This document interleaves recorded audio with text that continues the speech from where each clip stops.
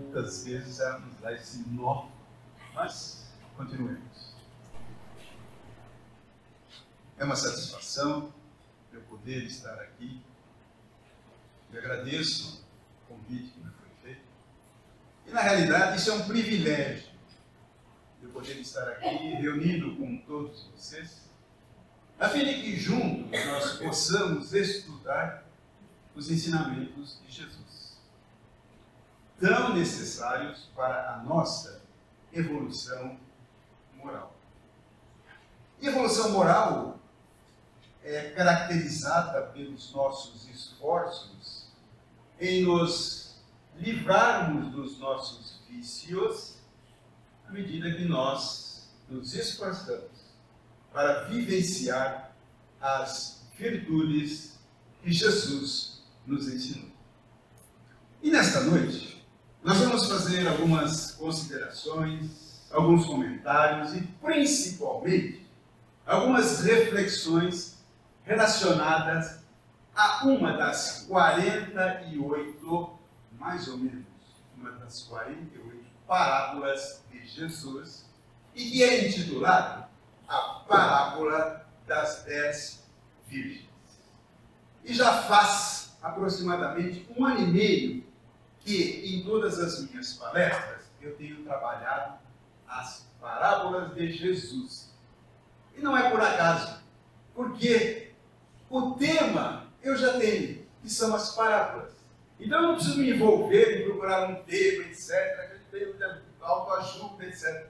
Não, eu vou direto nas parábolas de Jesus. E a cada dia, quando eu termino uma palestra, me incentiva a que eu busque outras e outras para que eu possa trazê-las às casas espíritas que eu frequento. Interessante, né? Eu vou fazer um preâmbulo sobre as parábolas. Interessante, né? Que Jesus, ele não é o autor do gênero literário das parábolas.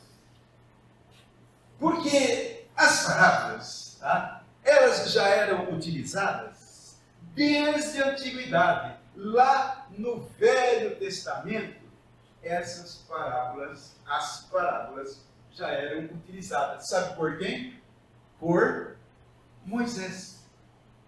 Já Moisés se utilizava das parábolas. E tem uma que é muito conhecida, e talvez você já tenha ouvido falar, que era aquela parábola do cordeiro, onde Deus ele ordena que os israelitas marcassem a porta da casa com o sangue do cordeiro, para que o anjo do mal não atravessasse aquelas portas da casa dos israelitas. Veja quanto tempo essas parábolas são utilizadas. Jesus sempre o acompanhava, segundo o evangelista Marcos, uma multidão estava sempre presente ao lado de Jesus, onde quer que ele fosse. E lá ia Jesus, e lá ia a multidão ao lado dele. Mas, com um pequeno detalhe, Jesus, ele só explicava as parábolas, porque Jesus utilizava cenas do cotidiano para que ele pudesse transmitir os seus ensinamentos. E ele utilizava vindima, ele utilizava núpcias, semeadura, colheita, porque essa linguagem é que eles entendiam. E ele associava os seus ensinamentos a essas cenas do cotidiano. E a multidão sempre o acompanhava. Só que Jesus, ele explicava o significado das suas palavras somente para os seus discípulos. Por quê? Porque eram os discípulos os encarregados de transmitir, tá? Quando ele partisse, os seus ensinamentos. E eles eram pessoas humilíssimas, de pouquíssimos conhecimentos. E o que mais inquiria Jesus era Pedro, o seu discípulo favorito, que sempre perguntava para que Jesus explicasse a eles o significado das parábolas. Mesmo porque Jesus sabia que grande parte da multidão que o acompanhava, nem todos, claro, estavam ali apenas por curiosidade de ver as suas curas. E muitos ali estavam para zombar de Jesus. E é por isso que Jesus só explicava as suas parábolas para os seus discípulos. E hoje, nesta noite, Jesus, inclusive, ele sempre fazia as seguintes colocações. De que esse era o motivo que ele utilizava nas suas parábolas para transmitir os seus ensinamentos, não a todos, mas principalmente àqueles que tinham intenção de absorver esses ensinamentos, porque ele sabia que vendo eles não veem e ouvindo eles não ouvem e nem entendem, porque as parábolas tinham um significado e esse significado era realizado, era feito por Jesus aos seus discípulos para que eles pudessem entender. E nesta noite, nós vamos fazer uns comentários, como eu disse, algumas reflexões, principalmente, a respeito de uma das 48 parábolas de Jesus, que é denominada a parábola das 10 virgens. E é interessante que este quadro aqui, ele retrata mais ou menos o que nós vamos vivenciar nesta parábola. Ao lado direito, eu tenho 5, entre aspas, virgens, que estão postadas, estudando, com certeza, lendo. E ao lado esquerdo, eu também tenho 5 virgens, entre aspas, em uma situação completamente diferente das outras. Ali eu tenho elas tocando violão, com tudo aquilo que elas fizeram, às vezes uma bagunça, enfim, retrata exatamente, tá, a postura dessas virgens à esquerda, completamente diferente dessas que estão do lado direito. Interessante que esta parábola só está contida no Evangelho de Mateus, capítulo 25, versículos de 1 a 3. E a parábola inicia, e antes disso, eu tenho que me embasar esta parábola em alguns livros. E eu sempre utilizo esse livro que é chamado de Elucidações Evangélicas, de Antônio Luiz Saião, vocês terem uma ideia, do século XIX esse livro. E eu o tenho como se fosse de cabeceira, porque as explicações que ele nos dá sobre as parábolas é uma coisa impressionante. Também vou me utilizar de parábolas e ensinos de Jesus, de Cair Bar Schutel. Não podia deixar também de consultar o Novo Testamento de Haroldo Dutra Dias, que traduziu direto do grego, para que nós pudéssemos usufruir dessa tradução nesse livro, na tradução de Haroldo Dutra Dias. E também vou me utilizar, como não podia deixar de fazer, na Wikipédia, que é a enciclopédia livre que todos nós temos acesso na internet. Com um simples tocar do nosso dedo, nós temos ali todos os assuntos que nós queremos consultar. Quem é mais antigo, como eu, nós tínhamos apenas 2 enciclopédias que nós consultávamos há muitos anos atrás. Uma enciclopédia que chamava-se Delta Larousse. Ela tinha 18 volumes dessa grossura.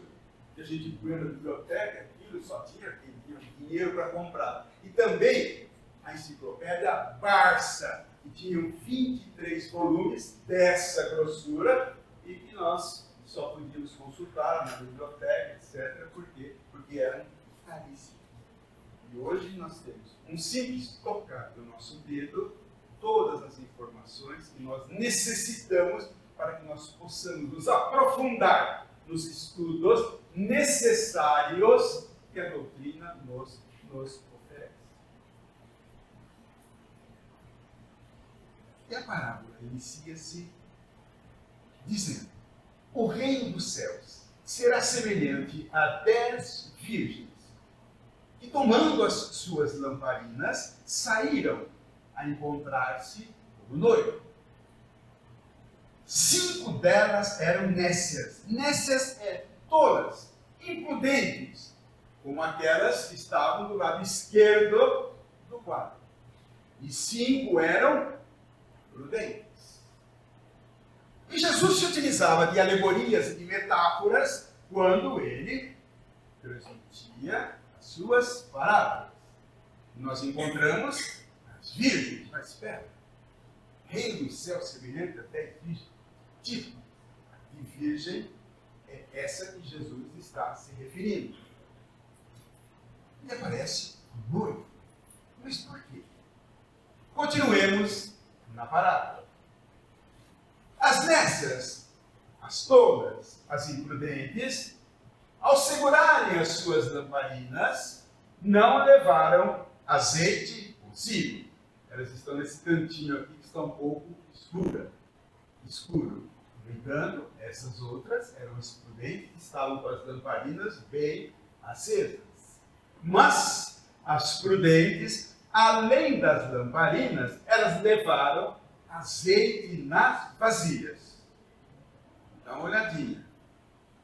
O azeite apareceu nessa mesma terra já 2 vezes. E ele é o personagem principal, entre aspas, desta parábola. E continua a narrativa. E tardando o noivo, elas cochilaram e elas adormeceram. Mas à meia-noite ouviu-se um grito: eis o noivo, saiam ao seu encontro. Então se levantaram todas aquelas virgens e prepararam as suas lamparinas. Com certeza alguma coisa aconteceu com as prudentes. Dai-nos do vosso azeite, porque as nossas lamparinas estão se apagando, disseram as tolas para as prudentes. Lembram-se? Elas não levaram o azeite. E aí, a resposta que elas recebem é: não, para que não nos falte a nós e a vós outras, ide antes aos que o vendem e compraram. E aí, elas saíram, correram para comprar o azeite. Olhem outra vez ali. E está o azeite aparecendo outra vez. E enquanto elas estavam fora, o noivo chegou. As prudentes entraram na festa e a porta foi fechada. Mais tarde chegaram as virgens nécias, clamando: Senhor, Senhor, abre-nos a porta. Dá uma olhadinha que elas não conseguiram azeite, não. A lamparina ainda está apagada. E aí, ele respondeu: em verdade vos digo que não vos conheço. Vigiai, pois, porque não sabeis o dia nem a hora. E esta é a parábola das 10 virgens. Então vamos agora traduzi-la para que nós possamos ter o conhecimento desta parábola, no que ela significa. Voltemos então lá nos tempos judaicos, e ainda hoje, com certeza, a tradição é a mesma. Para a conquista do reino de Deus, Jesus faz uma comparação com o ritual do casamento judaico. Porque era a cena do cotidiano. Eles só entendiam, eles só sabiam quando Jesus usava as cenas do cotidiano para que ele pudesse transmitir os seus conhecimentos. E ele vai utilizar exatamente do casamento judaico. No casamento todo mundo sabia o que era, o que acontecia no casamento judaico. No casamento judaico, dá uma olhadinha, as amigas da noiva, elas formavam um cortejo. E ao formar esse cortejo, elas recebiam o noivo à entrada da casa da noiva e para conduzi-lo no seu interior. É um costume judaico. E Jesus vai utilizar essas núpcias para transmitir os seus ensinamentos. As lamparinas eram necessárias, pois as núpcias se realizavam sempre à noite. Lembra-se? O noivo chegou à meia-noite. Então elas precisavam de lamparinas. Para isso, tá? Elas tinham que estar sempre com essas lamparinas acesas. E esse brilho da lamparina, vejam vocês, trazendo para o nosso dia a dia, tá? É quando a nossa alma é convocada em algum momento para manifestar essa luz que deve brilhar no interior de cada um de nós. Continuemos com a narrativa. O reino dos céus será semelhante a 10 virgens. Mas qual o significado de virgens que foi trazido por Jesus naquela época do casamento judaico? Virgem representa a todo aquele que procura se proteger dessas influências negativas que o mundo nos oferece, principalmente o mundo de hoje. É aquele que se mantém longe dessas influências negativas, ou não se deixa envolver por essas influências negativas que o mundo nos oferece no nosso dia a dia. Porque essas pessoas buscam o seu brilho interior através da sua evolução moral. E essa busca representa essas virgens, entre aspas, que foi mencionado na parábola. Então, simboliza também a todos aqueles que se convencem, aqueles que têm noção da seriedade da vida terrena. O que é que nós estamos fazendo aqui? Quem não tem respostas para esse questionamento, infelizmente, vai ter que procurar, através dos estudos, a ter as respostas necessárias para que você possa ter noção, para que você possa ter uma conclusão, para que você possa ter, através dos seus estudos, uma resposta do que é que nós estamos fazendo aqui. E para onde vamos? São questionamentos que todos nós temos que fazer. E que a doutrina espírita nos oferece respostas para isso. Porque quem não sabe o que está fazendo aqui, neste momento, nesta encarnação, infelizmente, não tendo essa resposta, eu vou procurar essas influências negativas que toda essa sociedade nos oferece nos dias de hoje.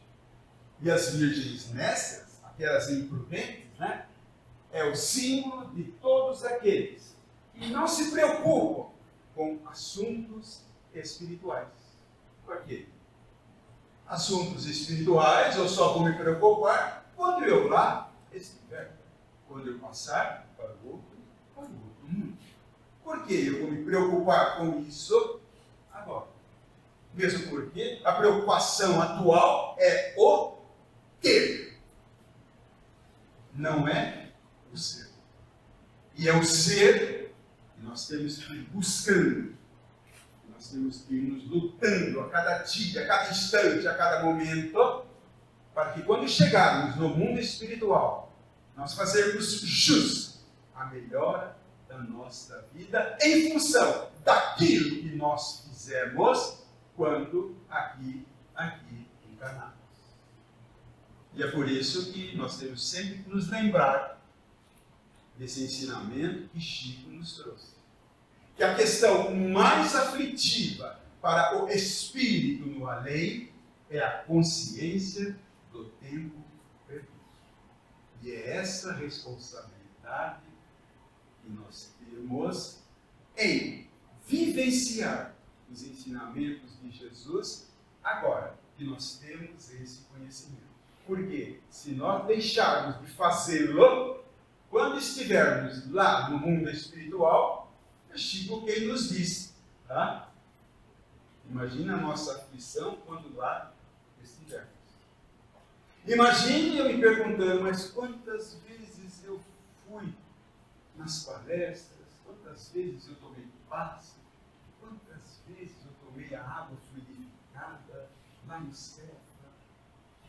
E agora, só que eu perdi as oportunidades, infelizmente. E agora eu tenho consciência porque eu estou no mundo espiritual. Vocês imaginem qual vai ser a nossa aflição por termos perdido estas oportunidades. E são todos aqueles, essas virgens nécias, que não se preocupam com a transformação moral, que não se preocupam com esse combate aos nossos vícios e nos dedicarmos às nossas virtudes. É por isso que no início nós, inclusive, definimos o que é uma evolução moral. É vivenciarmos da melhor forma possível, através dos nossos esforços, as virtudes que Jesus nos ensinou, e automaticamente, em vivenciando as virtudes, eu estou me afastando dos vícios. Só que para combater essas fraquezas, nós temos que ter o conhecimento através das leis divinas que Jesus nos ensinou.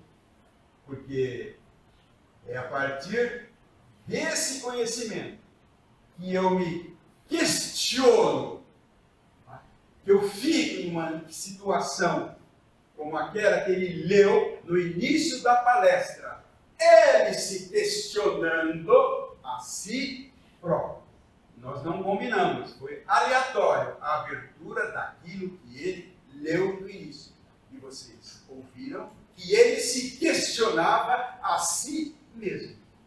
E se nós não tivermos essa compreensão, esses estudos, esses conhecimentos, como é que eu vou dar respostas para mim mesmo? Porque a doutrina espírita, nela nós não temos nenhum padre, nós não temos nenhum pastor, nós não temos nenhum ancião que nos dê respostas. Porque nós não admitimos mais essas respostas. Porque essas respostas têm de ser encontradas por cada um de nós, através dos nossos estudos, através do nosso conhecimento. Isso é o que diferencia a doutrina espírita dessas outras religiões. Nós temos um autoconhecimento que foi obtido por nós mesmos através dos nossos esforços. E do que elas se descuidaram e foram correndo? Elas se descuidaram do azeite. E o que representa o azeite? O azeite são as virtudes, que elas se esqueceram delas. Virtudes essas que nós podemos traduzir através de algumas que nós escolhemos. Que é a humildade, a bondade, a tolerância, a paciência, a compaixão, a caridade. São essas virtudes que nós temos que ir atrás no nosso dia a dia.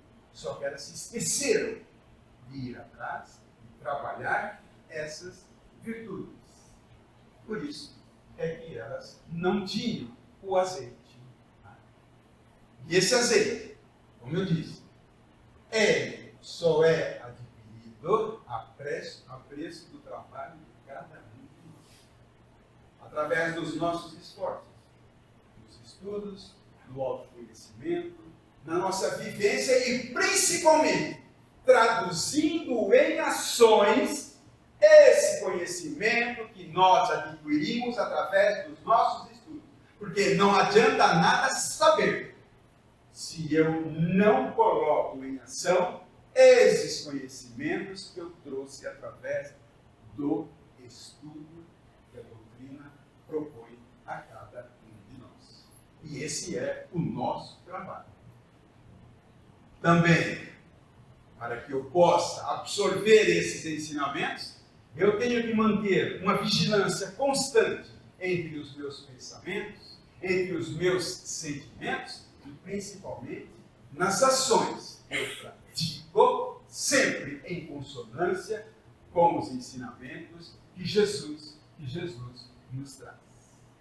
E a recusa das virgens simboliza que as virtudes, tá? Infelizmente, nós não podemos emprestar a ninguém. Cada um de nós tem que cultivar essas virtudes. Por isso é que elas não emprestaram o azeite para as virgens nécias. E essa recusa, tá, constitui uma das leis divinas de que o progresso é individual. O progresso é de cada um de nós. Ele é intransferível. Como é que eu vou emprestar paciência, benevolência, indulgência, perdão para o outro? Não. Eu tenho que adquirir. Por quê? Porque as virtudes são intransferíveis e constituem uma das leis divinas. Claro que eu não posso emprestar virtude ou um mérito para aquele que está ao meu lado. E nem transferir os conhecimentos para outro. É inerente àquele que mais se esforça em conhecer, em estudar, em ampliar os seus conhecimentos. Porque nós não conseguimos emprestá-lo a ninguém. Nós não podemos, com isso, passar pelas provas que cabe ao outro atravessar ou passar. E é essa responsabilidade que a doutrina, tá, atribui a cada um de nós. Nós temos o livre arbítrio de fazermos exatamente aquilo que nós desejamos, mas teremos que responder por eles tudo aquilo que fizemos.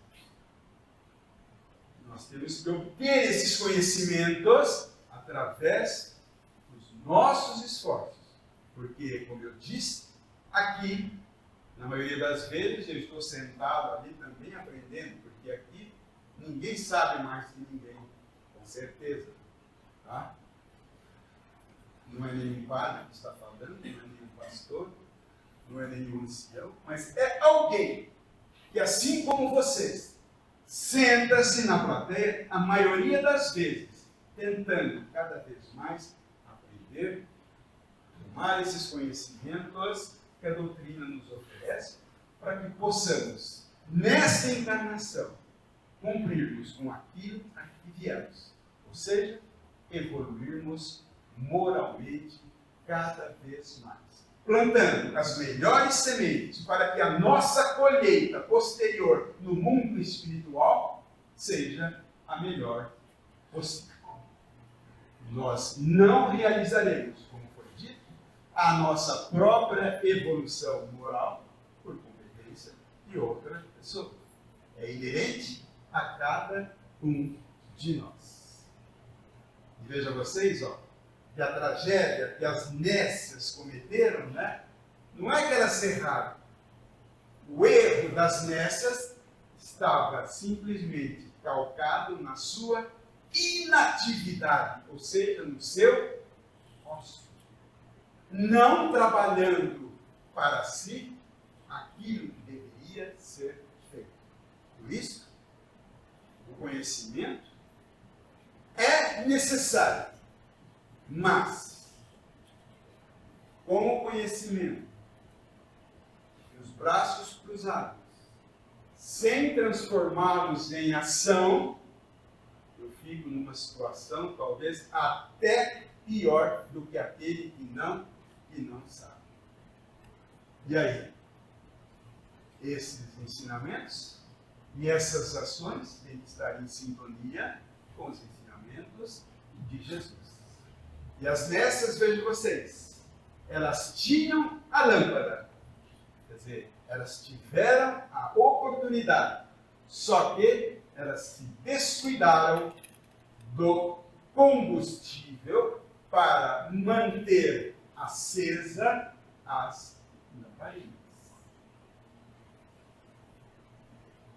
E é Caio Bar Schutel quem nos orienta, quando ele nos diz que aos que aspiram à conquista do reino de Deus, há que evoluir pela preparação, pelos estudos, pela instrução e pelo exercício da inteligência e da razão.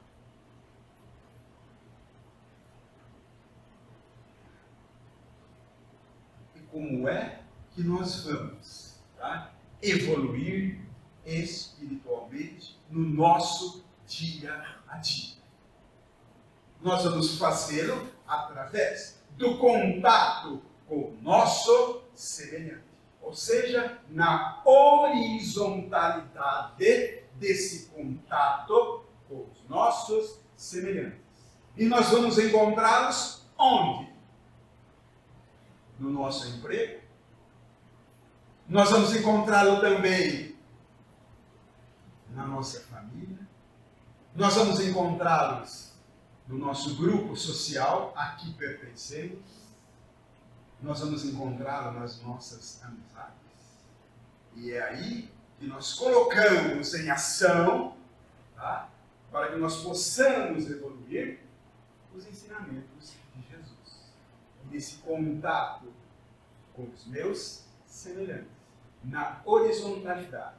Também no respeito que nós temos pelo outro, e o respeito que o outro tem por nós, também na troca de conhecimento entre os nossos pares, e também na empatia, na dor, no apoio que nós devemos despender para o nosso semelhante.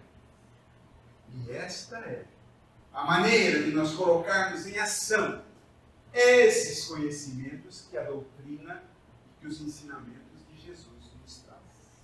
Na horizontalidade, mas nós estamos agora já no momento em que nós temos que desenvolver os sentimentos não mais na horizontalidade, mas sim na verticalidade.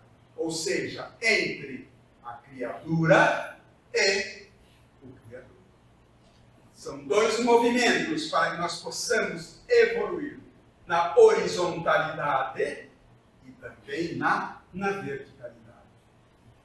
E esses sentimentos estão representados pela nossa moralidade, pela nossa solidariedade, pela nossa indulgência, não ficar reparando naquilo que o outro faz, pela nossa benevolência em fazer o bem, principalmente àqueles que estão mais próximos de cada um de nós, no amor que deve ser desenvolvido, na aceitação daquilo que se nos oferece durante a nossa evolução, a nossa tolerância e principalmente a nossa caridade.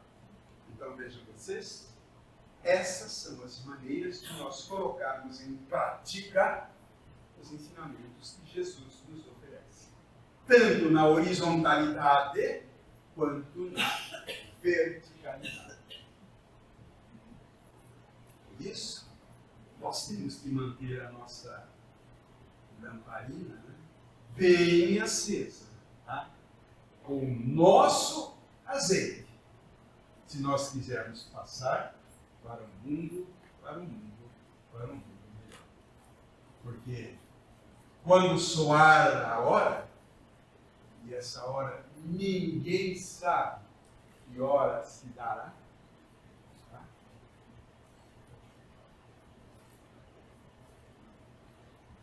Por isso, nós temos que ficar bastante prevenidos. E Jesus nos diz, tá? E esta parábola é que estejamos sempre alertas, que estejamos sempre vigilantes, cuidadosos, estarmos vivenciando a vida material e nos preparando para a vida espiritual. E é esse equilíbrio que nós temos que vivenciar no nosso dia a dia. Nós estamos na matéria, nós temos que usufruir tudo aquilo que ela nos oferece, que é uma coisa maravilhosa, não é? É uma beleza infinita. Nós temos que equilibrar essa vivência material no momento em que estamos aqui encarnados com a vivência espiritual. Por isso nós temos que ter equilíbrio. E esse equilíbrio nos diz vida material equilibrada com a vida espiritual. E este é o conceito, o equilíbrio em tudo aquilo que nós fazemos. Só que uns tiram proveito dessa encarnação, que são os prudentes. Só que outras passam por toda uma encarnação e perdem a oportunidade. Mas e quem é o noivo? Claro, o noivo é Jesus. Vocês perceberam que em momento algum eu falei da noiva? Em nenhum momento a noiva, que é a pessoa mais importante em umas núpcias, em momento algum o nome dela foi tocado. É um casamento judaico, tudo bem, mas em momento algum foi tocado. Por quê? Porque ela representa o reino dos céus. Ou seja, é essa união que existe entre Jesus, fundido ao reino dos céus, transmitido por essa união conjugal de Jesus com os seus ensinamentos, para que possamos atingir o reino dos céus. Sejamos então prudentes com as nossas lâmpadas, principalmente na caridade e principalmente na nossa reforma íntima, ou seja, nos nossos conhecimentos, na nossa vivência com os ensinamentos de Jesus. Porque o tesouro que nós vamos levar quando nós partirmos para o mundo espiritual é aquele que está dentro de cada um de nós. Porque nem a roupa do corpo nós levamos. Simplesmente levamos aquilo que nós vivenciamos, aquilo que nós construímos na nossa vivência, na horizontalidade e na verticalidade, junto com os ensinamentos de Jesus. Mas espera aí. O reino dos céus é semelhante a 10 virgens. Mas as 10 entraram? Não. Só 5 entraram. 5 não conseguiram. As imprudentes não conseguiram entrar. E por quê ele é semelhante a 10 virgens? Isso porque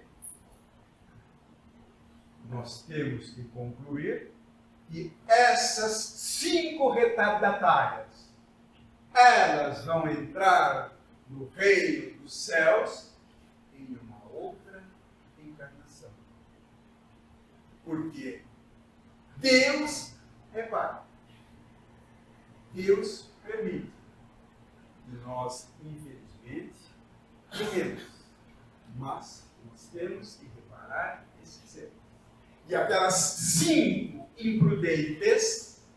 com certeza, não conseguiram entrar porque as lamparinas dela estavam sem o azeite.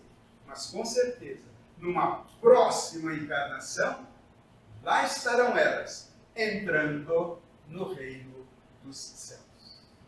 E para que possamos terminar essa exposição, pensemos bastante que é sua estrada, somente sua. Outros podem andar a seu lado, mas ninguém pode andar por você. Que Jesus nos ampare, nos abençoe, nos ilumine nessa nossa difícil caminhada evolutiva. Que assim seja.